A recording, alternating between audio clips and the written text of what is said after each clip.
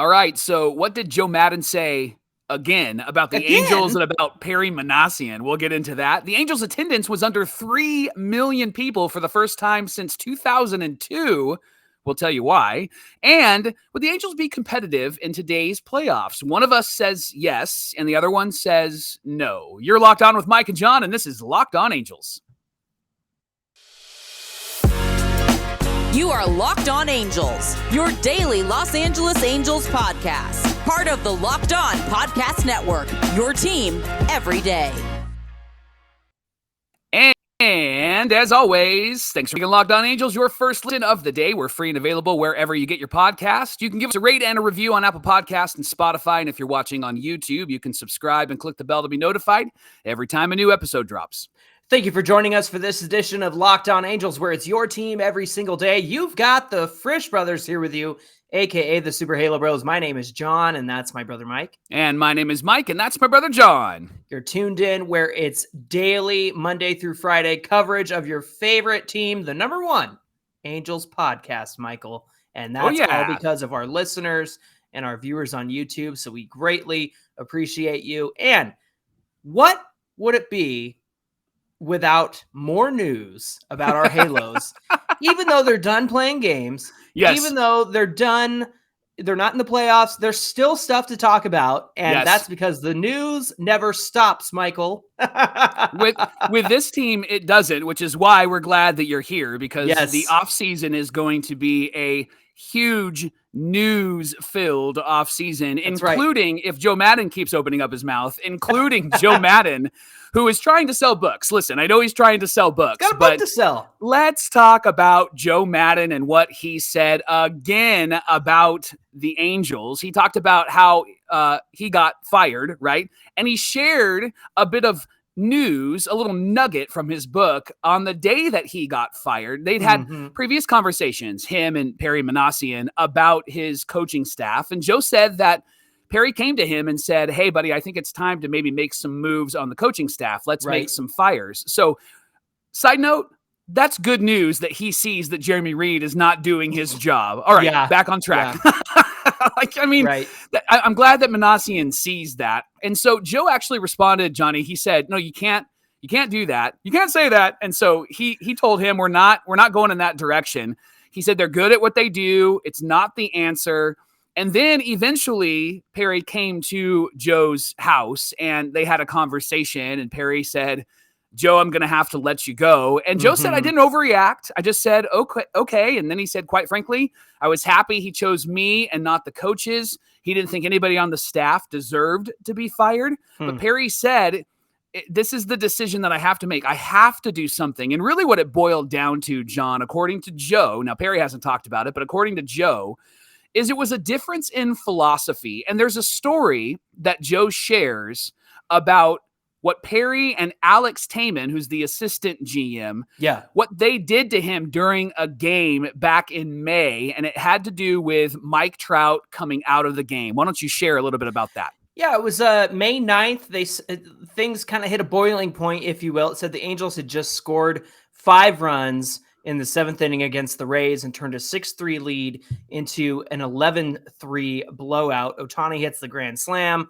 The dugout was lively. Suddenly, Mike Frostad, the head athletic trainer, he came up to Joe Maddon and said, hey, Perry just called down. He wants to get Trout out of the game. And you might be thinking, what in the world? Trout loves to play. But earlier in the day, Mike, Trout had complained about soreness. He had groin soreness. Right. And if you're Perry Minasian, you recognize that a year ago, you lost Mike Trout for 80% of the season because of a calf injury, a freak injury that nobody really saw coming. He was running from second to third and then just had to pull up and realize something was not right.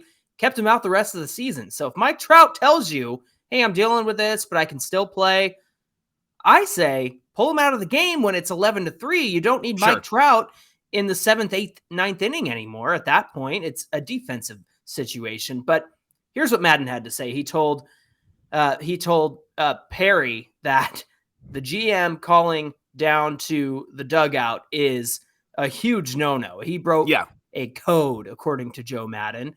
Right. And he said to dictate strategy to a manager, a proven veteran manager at that, Joe finished by saying, right now as a manager, you need to understand you're going to be controlled. He said, you really are going to be required to do what's asked to do exactly what from the front office has to say and has you to do.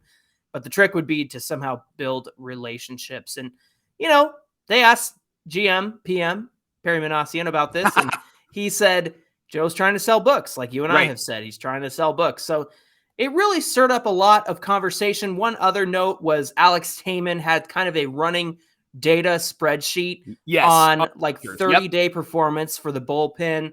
And it kind of indicated okay, how many days can this guy go? When are they at their best? And to me, people freak out about the A word, analytics. But the truth is, it's data. It's information. It's proven facts. The fact that you might not send out Jimmy Herget 3 days in a row because if you do, he might struggle in that third day. That's a very basic example, but that's the kind of thing Alex Heyman had going on. So that was another thing that kind of came to light. We had heard bullpen from Joe Maddon, and this seems to be more specific about that. So taking all that away, Michael, what are your initial thoughts about this?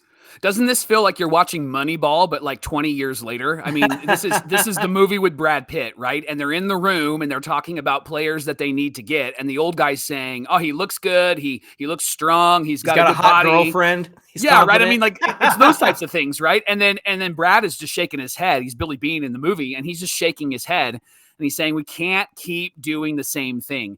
And that's what this feels like. And I know that there have been some Angel fans that are like, wait a second, GM shouldn't be calling down to the dugout.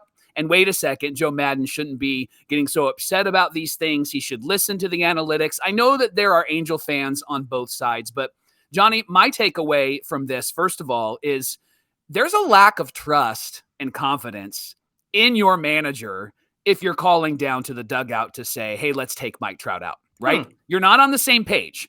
If you're calling down to the dugout and you're saying, hey, let's get him out of the game, that feels like you're not confident that your manager is going to make the right decision with your star player, knowing that he's got a bit of tenderness and a bit of an issue. It feels very micromanaging, and it feels like you are overstepping. Like Joe is your manager and he's managing the game from the first inning to the ninth inning. You give him information before and you give him information afterwards. I think you got to let Joe be Joe in those 9 innings and let him manage. If you don't, then you are actually going to, I think, irk Joe a bit, and it did, because you got to let him do what he does best, and that's manage. If you don't like it, then address it after the game. This is that same analogy that you can use in any organization. Like, you publicly praise each other, but you privately critique each other. I think as a GM-manager relationship, don't call down and make decisions on what should or should not happen. Allow your manager to manage. So my initial takeaway is there's a lack of trust here, or there was a lack of trust between Perry and Joe Maddon. Okay, but you say privately criticize, publicly praise. If Joe Maddon hadn't gone trying to sell books and run his mouth about this situation, we would have thought all along that Joe Maddon decided to pull Mike Trout out of the 7th, 8th inning to keep him safe, keep him healthy. Joe's the one who revealed this information. Joe's the one who went out there with it. And I know he doesn't have a job anymore, but that's the fact is he's the one who revealed this information. And all along we would have thought, oh, Joe pulled him. But that's the thing, Mike, you have this investment in Shohei Ohtani and Mike Trout. And how much trust did Perry Minasian put into Joe Maddon to manage Ohtani and to know when to pull Ohtani and to know how long to let him go? Joe did a great job with that. And to me, that screams trust. To me, that screams he knows what he's doing. And of course, Ohtani is involved in that conversation as well. He knows his limits. He knows his limitations. But when Ohtani's out there, he wants to keep going, right? Oh, for sure. And so, but when it comes to Mike Trout, like I said earlier, you lost the man to 80% of the season because of a freak injury. And who knows what's going to happen if you leave him out for those 3 more innings. And maybe Joe would have pulled him. We don't know. But the fact is, I would feel a sense of urgency to say, hey, dude, we got to get Trout out of there, because if he's playing hurt, one wrong move in the outfield and we lose him for 80% of the season again. Yeah, but I think you just then actually undermined your point, because your point was, yeah, he's been trusted with Ohtani, so why wouldn't Perry trust him with Trout? And hey, he's probably had a conversation with Trout. That's why Trout is still in the game. I think that what happens there is he's overstepping. It's a conversation that has to happen after the game is over and saying, listen, bro, we were very clear beforehand about where he was at. And I'm trusting that you're actually using this guy to his greatest gifting and ability, and you let him continue to stay out there. That can't happen again. And so I think what you've said is, you make a good point. Yes, he trusted him with Ohtani. I think he's got to trust him here with Mike Trout as well. And if he's having conversations with Trout that Perry's not aware of in the dugout, then you have to trust that what Joe is doing is actually really beneficial to Mike. I get that, but it's 11-3. Like, he should have been out of there a lot sooner. Sure. Yeah, I just think the phone call shows a lack of trust, and I think it goes back to something you and I've talked about pretty often on this show. He's not Perry's guy. He's not the guy, right? And so that's the thing I struggle with. Speaking of managers, I struggle with Phil Nevin. Is Phil Nevin going to be his guy? I get why he's there. We talked about all the reasons why this is a good move, because the ownership is still kind of in flux, all of that stuff. But man, I hope they're on the same page, because if they're not on the same page, then Phil's going to write a book, and it's not going to be as pretty as maybe this book is. It's probably going to be uglier, and we can't have that. We need to win. We got to win right now. Title of the book, The Never-Ending Story. You heard it here first. Well, coming up on Locked On Angels, more incredible puns from John. And would the Angels be competitive in today's playoffs? One of us says yes, and the other says no. You can figure out who that is in just a few minutes. But first, Locked On Angels is brought to you by Bet Online. It's your number one source for all your football betting info this season. Find all the latest player developments, team matchups, news, podcasts, and in-depth articles and analysis on every game that you can find. And as always, Bet Online remains your continued source for all your sporting wagering information, with live betting and up-to-the-minute scores for every sport out there. The fastest and easiest way to check in on all your favorite games and events, including MLB, MMA, boxing, and golf, is Bet Online. So head to betonline.net or use your mobile device to learn more. Bet Online, where the game starts. We want to thank you for making Locked On Angels your first listen of the day. And now we have to talk about a subject that really plays into the sale of the team and how much Artie has made over the years.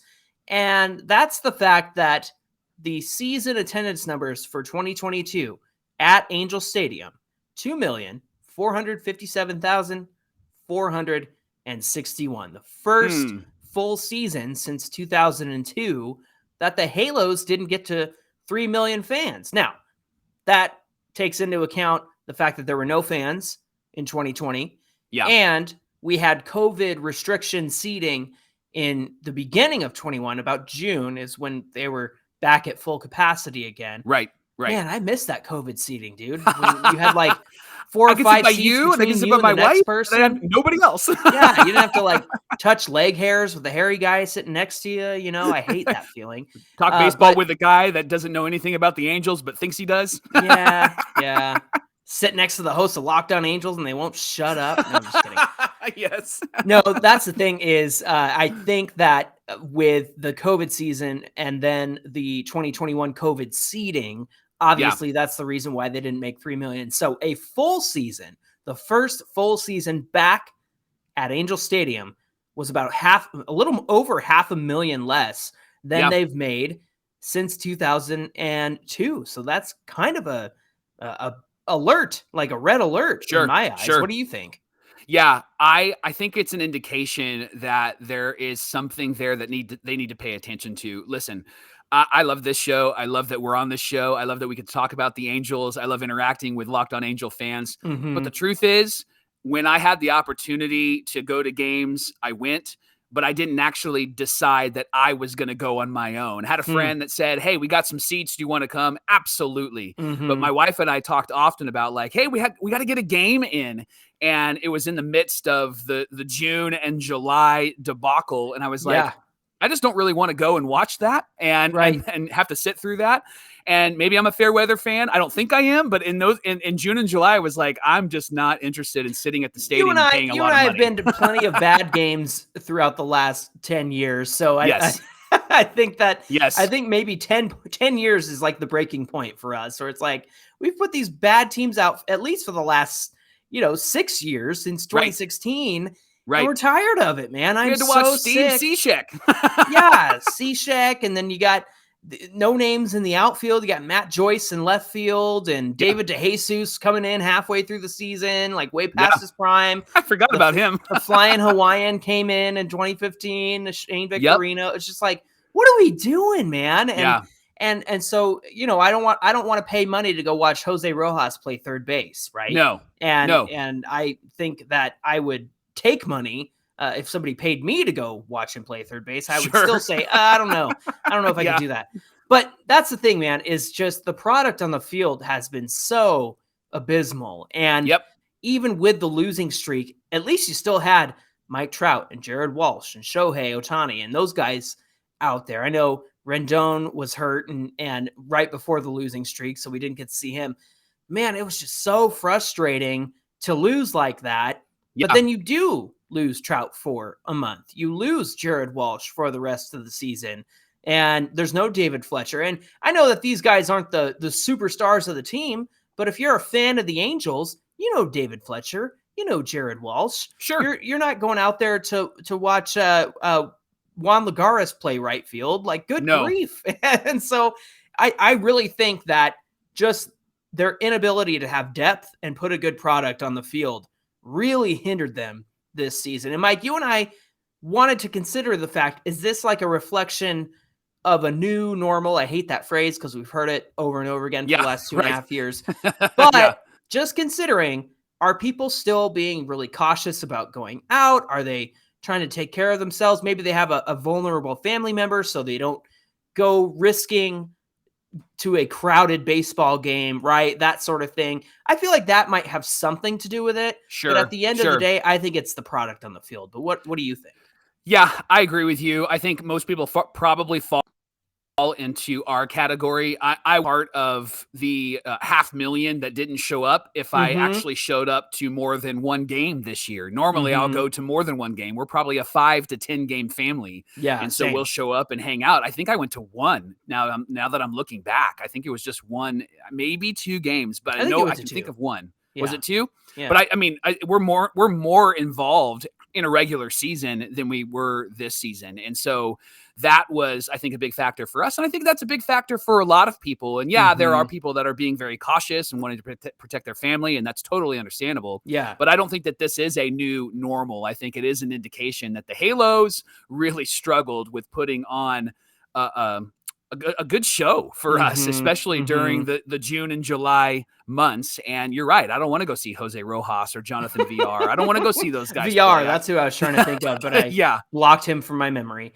Yeah, and you got to think about how successful San Diego has been and how well they're doing at Petco Park. Obviously, the Dodgers don't have any problem getting people to the stadium. So I'm just thinking like SoCal teams.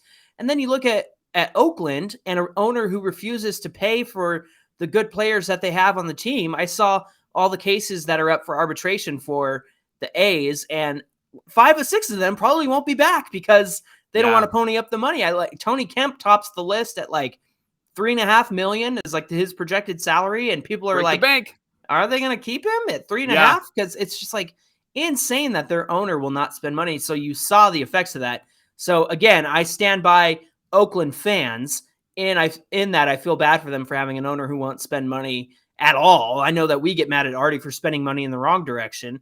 John Fisher won't spend money at all. And you saw the results of that, certainly in that last series against the A's. There was not a lot of people in the stands for the last 3 games of the season, even with Ohtani on the mound, which is a huge draw. But that had more to do with us than the A's. So, yeah, really, I think just putting bad product on the field is going to result in lower attendance. And I know it's not going to be Artie's problem here soon, but I don't think you want to do anything that's going to ruin your chances of selling this team at a high price tag. And to have that 3 million record a year bullet point on your here's why you should buy the Angels. And if that drops, that's a problem for Artie and the next owner. But I do have confidence that the next owner will be able to up that attendance number for sure. Johnny, it's October, and we are not in the playoffs. I hate to bring that up. I know, I'm bringing it up again. But as we watched the playoffs this last weekend, there was a bit of a debate between you and I off air that we want to bring on air. Mm-hmm. And the question we were wrestling with is, hey, do you think the Angels would have actually been competitive in these games? Mm-hmm. And so I've decided that I'm going to take the yes side, and you've decided you're going to take the no side. So here's why I think they would be competitive. Hit me. Because these games are close, man. Oh. And hitting, especially in that Guardians-Rays series, hitting was at a minimum. And if there's a team that will hit at a minimum, it's the Halos, right? And so... And the other thing that I really appreciated about that series in particular was the starting pitching was solid. And our Angels starting pitching was actually really solid this year. Ironically, it's been the Achilles heel for us for so many years. And now it was actually a strength of ours. And so as I watched these playoff series this last weekend, I thought, man, if the Halos were in there, and they had a healthy Rendon back and a healthy Fletcher back, I think they would have been really, really competitive. And another reason why I believe that is if the games did go to extra innings, there's no ghost runner. There's no Manfred runner. And the Angels, oh my gosh, the Angels, how many games did they lose because of the Rob Manfred runner? Yeah. And so when I saw that, I was like, oh, if we were in the playoffs, we would be so competitive right now. And so that's why I lean more in the yes direction. I think because our starters would keep us in the game, and I think that we would figure out with Phil Nevin how to play some small ball and score some runs, and we wouldn't have that stupid, should never even be on the field ghost runner that would actually hurt us because it did all season long. So I'm going to fall in the yes category, and you fall in the no category. Tell us why. Here's why I think I fall on the no side. You said hitting at a minimum because these games were so close. Well, I think if you look at it at a different way, hitting came at a premium this past weekend. Okay. And because it came at a premium, because we had games go 15 innings, that's another note is I'm so glad it wasn't us going 15 innings, because if anybody was going to do that, it was going to be the Angels in the postseason going 15 and then innings. And then lose. Yeah. No, hitting came at a premium, and that's a good example of it. Yep. Mike, the last 3 games of the series were close games against the A's, and we could not score. We could not get a strong lead. It was 1-run games pretty much the whole time, and man, it was just so frustrating to watch the bats go cold, and the best pitchers show up in the league in the postseason. We know that. Yep. And then they ramp it up because they're amped up, they're psyched up. They come out there throwing their best stuff, unless you're Max Scherzer. But if Scherzer had pitched against us, it would have been a different kind of ball game. I'm sure it would have. But that's the thing is the best pitching shows up in the postseason. And I don't think the way that the Angels ended this season was a good indication of how they would perform in these playoffs. And then the bullpen is just not quite there yet. Yeah. I think that when you look at good World Series teams, playoff teams, they rely on their bullpen so heavily. And yeah, we have some good pieces there and good pieces that will be helpful down the road. But if you sent Aaron Loop into a playoff game, he would be the opposite of amped up. He would be feeding sideways cookies with his left hand into the hitter. And man, I just do not think that the bullpen would be ready to keep it close or hold a lead if the Angels were in the playoffs. And then I think about that Guardians and Rays series. The starters went 7 innings pitched, and the bullpens held the game close. And again, we saw the result of that, 15 innings. And it's just crazy to me that that it went that long and that there were that many arms available to these teams and able to go those multiple innings, because really there's a few people you can count on. You can count on our starters other than Ohtani, who could go a complete game. And of course, we've seen Sandoval and Suarez have complete games. But toward the end of the season, they were going about 5 innings each. Not Ohtani. I know he did that in his last start because of the blister. Yeah. But everybody was going about 5 innings pitched.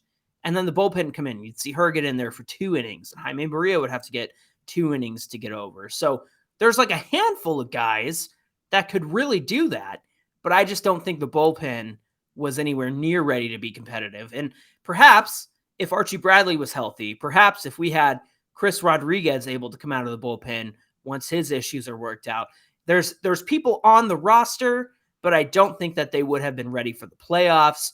I know Bradley's a free agent now. We still have Aaron Lou, Brian Tepera, but we do have some arms like Austin Warren and Andrew Wantz, who, Warren's got to come back to the major league roster. Andrew Wantz has had kind of a breakthrough this season. So I don't think we're too far away from having a good bullpen, but you know what we're missing? A closer. We have no closer. There's nobody that you can count on to have a lockdown 9th inning. So that's the reason why I think the Angels wouldn't have had success so far in the playoffs. Okay. But I think the big takeaway from both of us here, Mike, is that here's the middle ground. Say it. It would have been nice to be in the playoffs. It would have been nice to actually get there. I like when you get feisty. Hey, thanks for making Locked On Angels your first listen today. Now make your second listen the Locked On MLB podcast with MLB expert Paul Francis Sullivan. He is covering all of the playoffs and is doing an incredible job. You can follow the #1 daily league-wide podcast, Locked On MLB, on the Odyssey app, YouTube, or wherever you get your podcasts. You can follow the #1 daily Angels baseball podcast, Locked On Angels, at Locked On Angels on Twitter. And of course, you can reach us on Twitter and Instagram at Super Halo Bros. So be sure to give us a follow wherever you prefer your social media, whether that's Instagram, Twitter, we're there for you. Mike, what do we have on deck for tomorrow's show? So how will the pitch clock affect Angel pitchers next season, and how especially will it affect Shohei Ohtani? Well, John and I are going to share what we found out from Matt Wise. That's tomorrow on Locked On Angels. Looking forward to that conversation, and we hope that you'll join us again. Thank you for being here with us. Until tomorrow's show, my name is John, and that's my brother Mike. And my name is Mike, and that's my brother John. That's going to do it for this edition of Locked On Angels, and we will see you tomorrow.